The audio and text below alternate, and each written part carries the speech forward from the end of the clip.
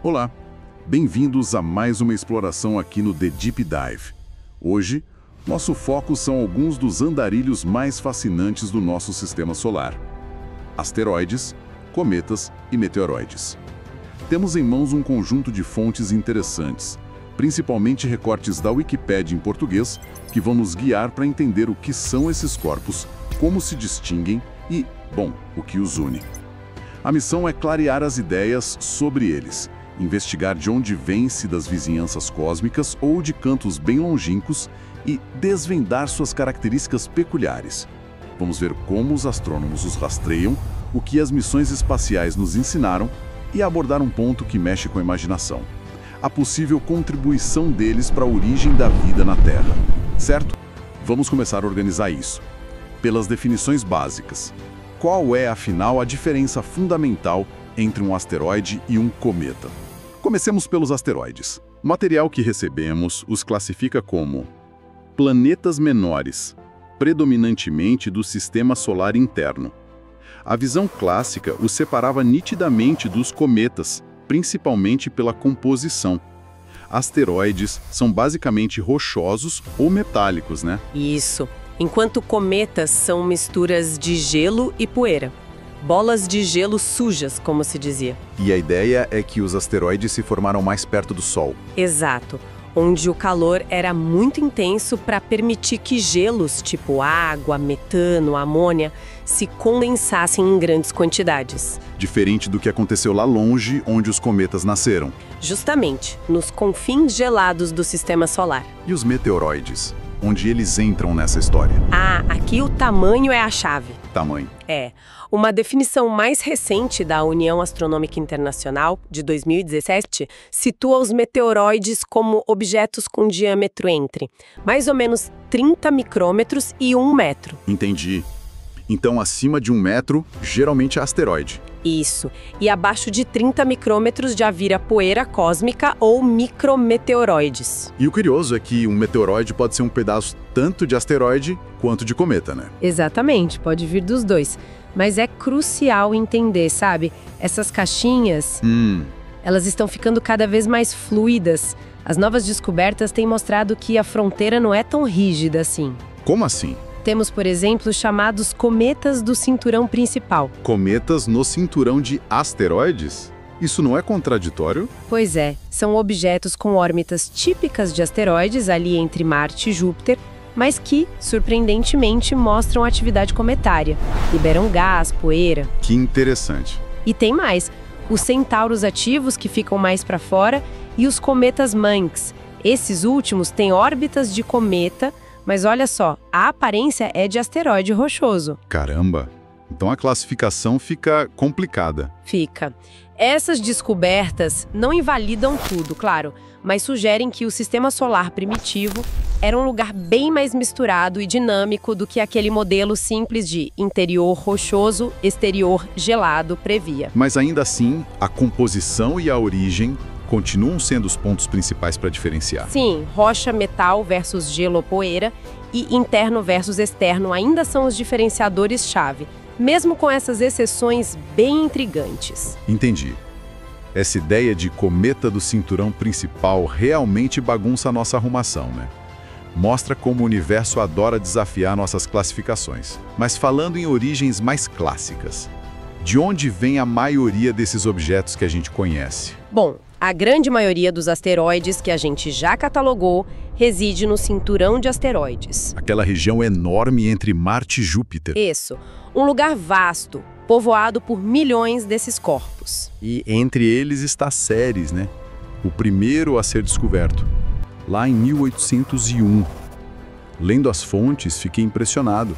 Ele sozinho representa quase 1/3 de toda a massa do cinturão. É um gigante, sem dúvida. Ceres é tão grande que a própria gravidade o tornou quase esférico. Por isso, hoje ele é classificado como um planeta anão, né? Assim como Plutão. Faz sentido. E os cometas? Você disse que vêm de mais longe. Bem mais longe. Os de curto período orbital, aqueles que levam menos de 200 anos para dar uma volta no Sol, Sim. geralmente vêm do cinturão de Kuiper ou do disco disperso. São regiões que ficam além da órbita de Netuno. Ok, além de Netuno. E os de longo período? Aqueles que podem levar milhares ou até milhões de anos para completar uma órbita. Ah, esses vêm da lendária nuvem de Oort. Nuvem de Oort? Sempre ouço falar, mas é difícil de visualizar. Imagina uma concha esférica gigantesca, feita de trilhões de corpos gelados, envolvendo todo o sistema solar. Uma coisa imensa. Quão imensa? Ela começaria, talvez, a 2.000 ou 5.000 unidades astronômicas do Sol, lembrando que uma UA é a distância Terra-Sol, e poderia se estender até, quem sabe, 50.000 UA. Algumas estimativas falam até em 100.000 ou 200.000 UA. Nossa, isso é quase metade do caminho até a estrela mais próxima. Exatamente, é uma escala difícil mesmo de conceber. E é uma estrutura ainda hipotética, tá? Foi proposta pelo astrônomo Jan Oort, lá nos anos 50, para explicar de onde vinham esses cometas de longo período. Uma estrutura hipotética, mas bem aceita. Muito bem aceita. Acredita-se que ela tenha duas partes, uma nuvem externa mais esférica e uma interna, tipo um disco ou anel, às vezes chamada de nuvem de Hills. E como eles saem de lá para vir nos visitar? Pequenas perturbações gravitacionais pode ser a passagem de uma estrela vizinha, as marés da própria Via Láctea ou a influência sutil dos planetas gigantes ao longo de milhões de anos. Qualquer coisinha dessas pode, ocasionalmente, deslocar um desses corpos gelados da sua órbita estável lá na nuvem de Oort e mandar ele numa jornada em direção ao Sol. E aí ele vira um cometa de longo período que a gente consegue ver daqui. Isso. Já os cometas de curto período, como os da chamada família de Júpiter, JFCs... Família de Júpiter. São cometas cujas órbitas são fortemente influenciadas pela gravidade dos planetas gigantes, principalmente Júpiter.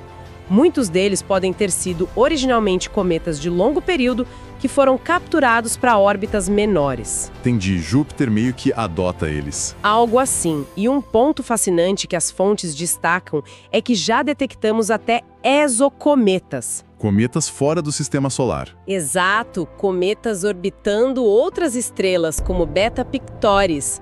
Isso sugere que esses mundos de gelo são componentes comuns de sistemas planetários pela galáxia afora. Não são exclusividade nossa. Que legal.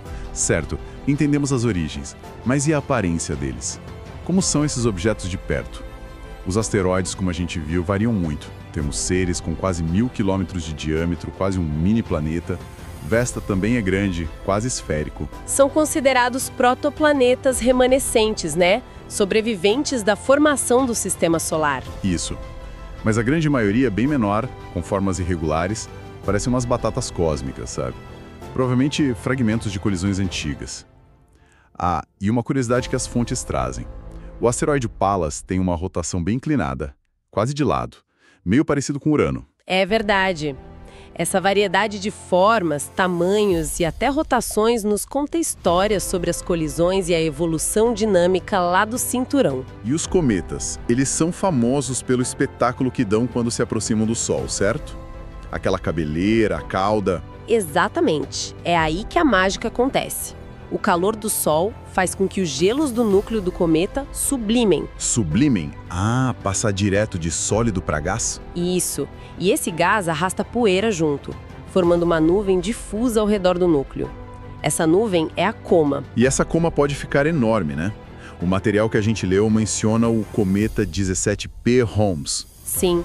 Em 2007, ele teve uma explosão de atividade e a coma dele chegou a ficar maior do que o próprio Sol. É algo realmente monumental. Maior que o Sol? Vindo de um núcleo que geralmente é pequeno, né? Pequeno, alguns poucos quilômetros de diâmetro, geralmente. É uma atmosfera temporária gigantesca. E as caudas? Geralmente são duas, né? Isso mesmo. Uma é a cauda de poeira, ela é mais amarelada, larga, meio curva e tende a seguir a trajetória orbital do cometa. E a outra? É a cauda de íons ou gás. Essa é a mais azulada, estreita, retinha e aponta sempre diretamente para longe do Sol. Funciona como uma espécie de biruta cósmica. Uma biruta cósmica, gostei.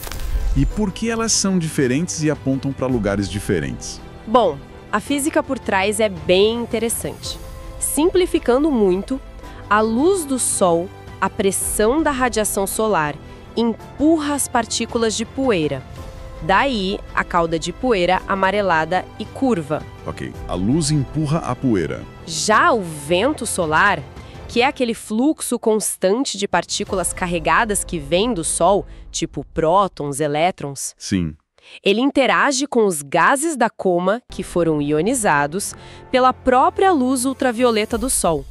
Esse vento solar sopra esses íons para longe, formando a cauda azulada e reta, que sempre aponta na direção oposta ao Sol. Não importa para onde o cometa esteja indo. Entendi. Vento solar empurra os íons. E essa interação cria até uma onda de choque. Cria, assim, um choque em arco na frente do cometa, meio parecido com a onda que um barco faz na água quando se move. E tinha algo sobre raio-x também. Cometas emitindo raio-x. Isso parece estranho para um corpo gelado. Foi uma descoberta surpreendente mesmo. Não vem do cometa em si, mas da interação dele com o vento solar. Como assim? Imagina íons pesados e muito energéticos vindo do Sol. Eles batem nos átomos e moléculas neutras lá na coma do cometa.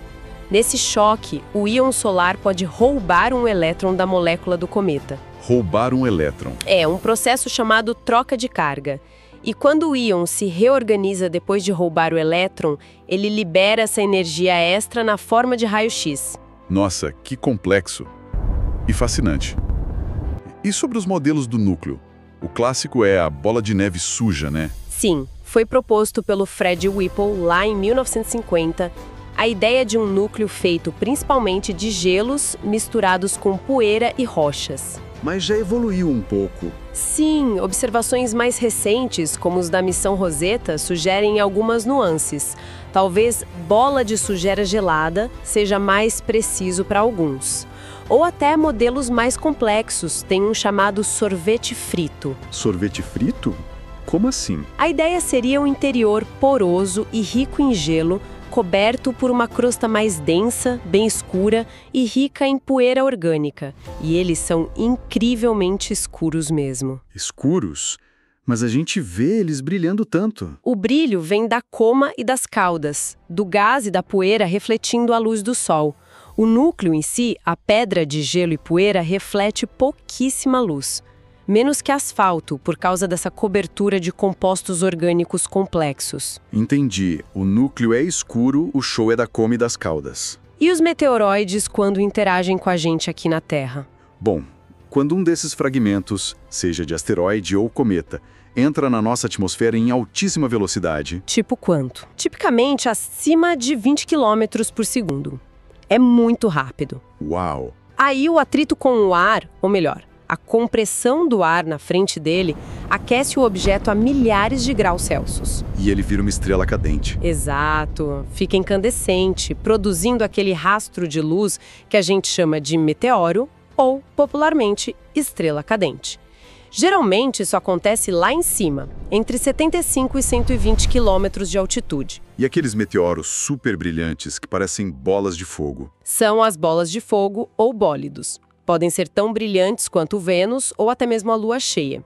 Às vezes terminam com uma explosão que dá para ver ou até ouvir. E as cores variam, né? Sim, a cor do meteoro dá pistas sobre a composição química do meteoroide e também na interação com a atmosfera. Sódio, por exemplo, dá um brilho amarelo-alaranjado. Ferro dá amarelo. Magnésio é azul esverdeado. Cálcio é violeta. E a interação com o nitrogênio e oxigênio do nosso ar pode adicionar tons avermelhados. É um show pirotécnico cósmico e químico. Legal. Falando em ver, como os astrônomos descobriram e continuam descobrindo essa turma toda? A história da descoberta de Ceres parece quase um acaso, né? De certa forma, sim. O Giuseppe Piazzi encontrou Ceres em 1801, mas já existia uma busca organizada rolando. Ah, é? Sim, astrônomos europeus procuravam por um planeta perdido entre Marte e Júpiter. Eles se baseavam numa relação matemática meio curiosa, a lei de Titius-Bode, que previa um planeta naquela região. Piazzi o achou, mas no começo pensou que era um cometa. E depois, como achavam mais asteroides? Imagino que era difícil. Era um trabalho bem meticuloso. por muito tempo, o método era comparar placas fotográficas do céu.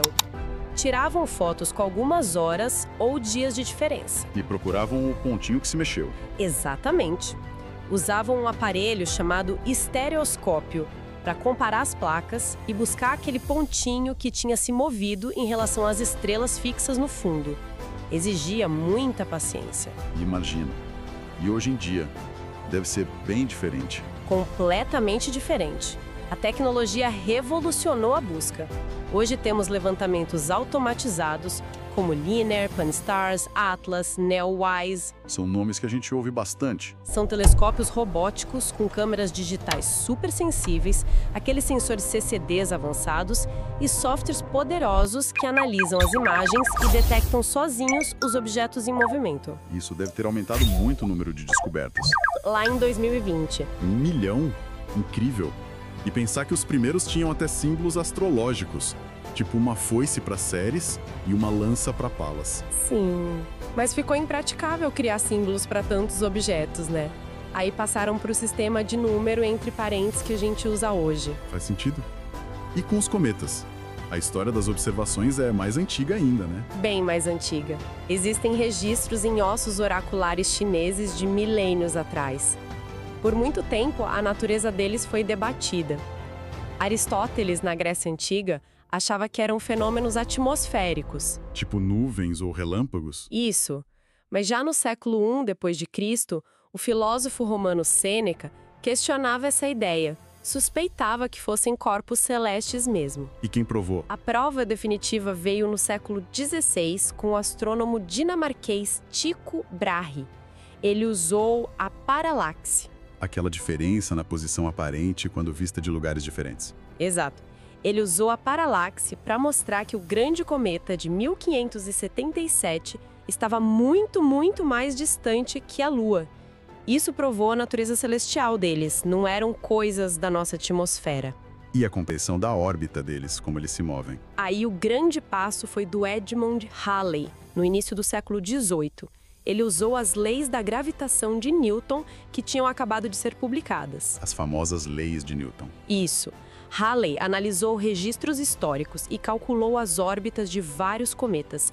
Ele notou uma semelhança impressionante nas órbitas dos cometas vistos em 1531, 1607 e 1682. E ele percebeu que era o mesmo. Exato. Ele propôs que era o mesmo objeto voltando periodicamente, e ele previu o retorno por volta de 1758. E ele acertou. Acertou. O cometa apareceu como previsto, infelizmente Halley já tinha morrido, mas confirmou a teoria dele. E o cometa foi batizado em sua homenagem, o famoso cometa Halley. Foi a primeira prova de que alguns cometas eram membros permanentes do Sistema Solar, com órbitas previsíveis. Que história. E depois vieram as missões espaciais, que devem ter mudado tudo de novo. Completamente. A compreensão teórica, tipo o modelo da bola de neve suja do Whipple, nos anos 50, foi, revolucionada quando começamos a visitá-los de perto. Qual foi a primeira a ver um asteroide de perto? Foi a sonda Galileu, que estava a caminho de Júpiter. Em 1991, ela passou por Gaspra e em 1993 por Ida e descobriu que Ida tinha até uma pequena lua, Dáctil. Foram as primeiras imagens em close-up. E a primeira a orbitar e pousar? Foi a Near Shoemaker. Ela orbitou o asteroide Eros em 2001 e no finalzinho da missão, em 2001, conseguiu até pousar suavemente nele. Revelou detalhes incríveis da superfície e composição. E missões para cometas. A Stardust foi importante, né? Trouxe amostras. Importantíssima. Em 2004, a Stardust voou através da coma do cometa Wild 2 e, em 2006, trouxe amostras de poeira de volta para a Terra. A análise dessas partículas foi chocante. Chocante por quê? Encontraram minerais que só se formam em temperaturas altíssimas, bem perto do Sol. Encontrar isso num corpo que veio das profundezas geladas do Sistema Solar reforçou muito aquela ideia de que houve uma grande mistura de materiais no início da formação planetária. Essa descoberta da Stardust realmente conecta os pontos que você mencionou sobre as linhas tênues entre eles. Faz todo sentido agora. Exatamente. Depois tivemos a Deep Impact em 2005. Essa foi ousada, lançou um projétil contra o cometa Tempel-1 para criar uma cratera e analisar o material que foi ejetado para tentar ver o que tinha por baixo da superfície. E a Rosetta? Essa foi bem famosa. A Rosetta, da Agência Espacial Europeia, foi um marco. Com seu módulo Philae, ela orbitou e tentou pousar. O pouso foi meio complicado, mas conseguiu, no cometa 67P Churyumov-Gerasimenko, entre 2014 e 2016. O que ela descobriu de tão importante? Nos deu um olhar sem precedentes sobre a atividade de um cometa de perto. Descobriu que ele não tem campo magnético próprio, por exemplo, e identificou uma variedade enorme de moléculas orgânicas complexas na superfície. Mais um ponto crucial para aquela conexão com a origem da vida. Uau! E o futuro? Tem mais missões vindo aí? Tem sim, e prometem muito. A missão Lucy já está a caminho dos asteroides troianos de Júpiter, que são tipo fósseis da formação planetária. A Psyche vai visitar um asteroide que parece ser um núcleo metálico exposto de um antigo protoplaneta. Um asteroide de metal. Parece que sim. E tivemos a DART, que realizou com sucesso o primeiro teste de defesa planetária. Aquela que bateu no asteroide para desviar ele. Isso. Colidiu com o asteroide Dimorphos para tentar alterar a órbita dele, e agora a missão Hera, da ESA, vai lá estudar os resultados desse impacto em detalhe. Cada missão dessas abre novas janelas para o passado e para o presente do nosso sistema solar. Ok, a gente já falou de definição, origem, aparência, descoberta, mas chegamos a um ponto crucial. Por que tudo isso importa?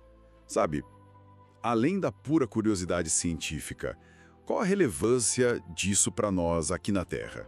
Bom, uma conexão direta e bem visível são as chuvas de meteoros, né? Elas acontecem quando a Terra, na sua órbita, cruza a trilha de poeira e pequenos detritos deixada por um cometa nas passagens anteriores dele perto do Sol. As famosas Perseidas que a gente vê em agosto são causadas pelos restos do cometa Swift-Tuttle. E as Oriônidas, em outubro, vêm do rastro do cometa Halley. Exato. É um belo espetáculo e um lembrete de que esses viajantes cósmicos realmente cruzam nosso caminho. São a prova tangível da interação contínua da Terra com esses corpos. E aqui a coisa fica ainda mais profunda, né? A possível conexão com a origem da vida. Ah, sim, esse é um dos pontos mais fascinantes. O material que a gente recebeu destaca a hipótese, que é apoiada por muitos cientistas, de que cometas e asteroides tiveram um papel fundamental no início da história da Terra. Principalmente durante aquele período de intenso bombardeio que o nosso planeta sofreu nos seus primórdios. E a ideia é que eles podem ter trazido uma quantidade significativa da água que hoje forma nossos oceanos. É isso. Isso, a água é uma parte importante da hipótese. Mas não só a água. Os ingredientes básicos da vida também. Exato, essa é a parte talvez mais instigante. Análises de meteoritos, que são os fragmentos de asteroides que sobrevivem à queda na Terra, e das amostras de cometas, como as da Stardust, O que elas revelaram? revelaram a presença de aminoácidos. São os blocos construtores das proteínas fundamentais para a vida como a conhecemos. A glicina, que é um aminoácido mais simples, foi confirmada nas amostras do cometa Wild 2. Aminoácidos vindos do espaço. E não para por aí. Pesquisas mais recentes em meteoritos encontraram até mesmo nucleobases. Nucleobases. Tipo as letras do DNA? Exatamente. Adenina, guanina, os componentes do DNA e do RNA. E encontraram também açúcares essenciais, como a ribose, que faz parte do RNA. Encontrar os tijolos do código genético e açúcares em rochas espaciais. Isso é incrível. Parece ficção científica. É uma evidência muito poderosa. Sugere que a química complexa necessária para a vida, o que a gente chama de química pré-biótica, não é um privilégio da Terra.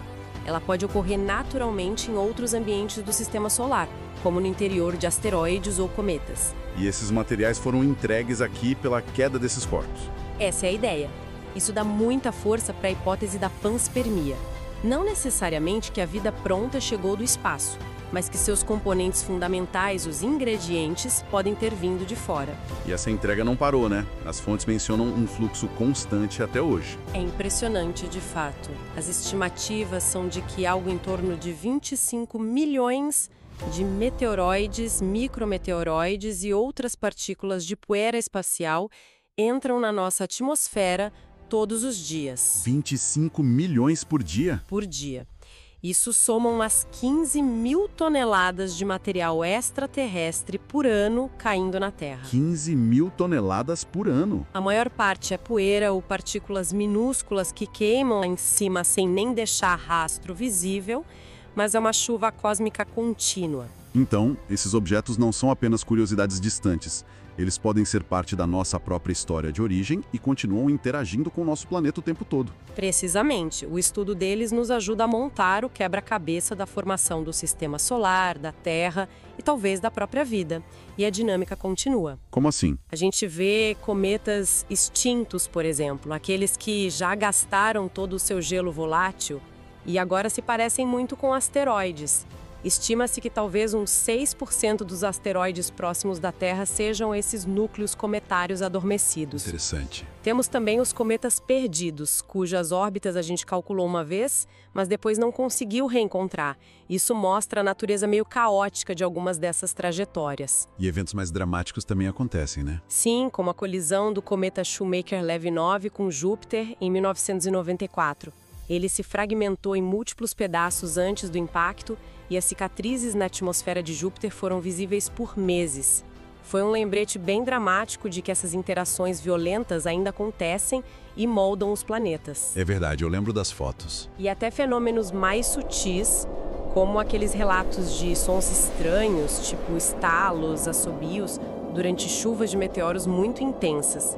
A gente ainda não entende completamente o mecanismo, mas indica a complexidade da interação desses corpos com a nossa atmosfera. Ufa, quanta informação.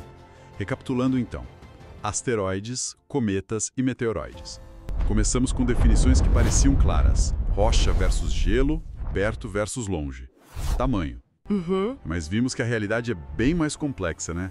As fronteiras são fluidas, tem objetos híbridos que desafiam nossas categorias. São relíquias da formação do sistema solar, viajantes cósmicos cujas jornadas podem ter sido cruciais para trazer água e, quem sabe, os blocos construtores da vida aqui para a Terra. E ainda hoje, eles nos presenteiam com espetáculos como as chuvas de meteoros. E uma constante, embora sutil, chuva de poeira cósmica. Exato. Cada nova observação, cada missão espacial adiciona peças a essa história que é fascinante e super dinâmica. O estudo contínuo desses pequenos corpos é fundamental para a gente entender não só a história do nosso bairro cósmico, mas também as nossas próprias origens, né? E o potencial para a química da vida existir em outros lugares do universo. Com certeza. As missões que estão em andamento e as futuras certamente nos reservam mais surpresas e, quem sabe, respostas para algumas dessas grandes perguntas. E fica uma provocação final para a gente pensar. Essa chuva constante de 15 mil toneladas de material cósmico por ano, que as fontes mencionam, será que mesmo hoje ela ainda influencia sutilmente a química da nossa atmosfera de formas que a gente nem compreende totalmente? Ou, quem sabe, até transporta extremófilos, aquelas formas de vida microscópica super resistentes entre mundos. É uma possibilidade. Eu indo lá para longe, para os confins do sistema solar, para a imensa nuvem de Oort, para o cinturão de Kuiper, que outros tipos de objetos talvez radicalmente diferentes do que a gente conhece, ou que fenômenos totalmente inesperados ainda podem estar escondidos lá fora, só esperando a nossa descoberta. Fica a reflexão. O universo ainda tem muito a nos mostrar. Com certeza. Fica a reflexão. Pessoal, obrigado pela companhia em mais essa exploração. Até a próxima!